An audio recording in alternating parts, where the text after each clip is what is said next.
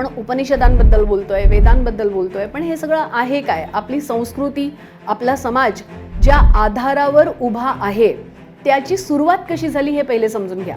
याच्यामधून जीवनाच्या समस्यांना सोडवून त्यांना जीवनाला दिशा दाखवणारे, मानवी विचारांना सुदृढ करणारे आणि धर्म आणि विज्ञान यांच्यामध्ये समन्वय साधणारे आपले ग्रंथ होते. मीच ब्रह्म आहे म्हणजे या परमात्म्याचा अंश मीच आहे. मी आणि परमात्मा वेगळा नाही.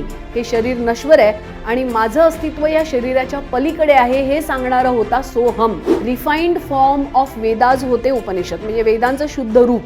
तर स्मृती ग्रंथ 6 होते. यामध्ये नारद, पराशर सोबत, कात्यायन ब्रह्म सोबतच आपली मनुस्मृती देखील होती. की या सगळ्या उपनिषदांमध्ये जे तत्वज्ञान दिलेलं आहे तोच मानवी जीवनाचा आधारस्तंभ आहे. सो याच मुंडक उपनिषदातल्या 3ऱ्या अध्यायातल्या पहिल्या खंडातली जी पहिल्या श्लोकातली कहाणी आहे ती आज आपण ऐकणार आहोत.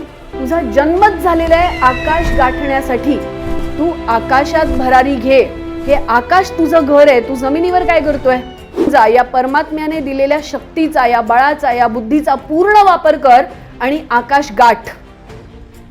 आणि मग एक दिवशी असा चमत्कार होतो की त्या सुप्त बुद्धीला जाग येते आणि मग घडतात मोठे मोठे नेतृत्व, मोठे मोठे बिझनेसमॅन,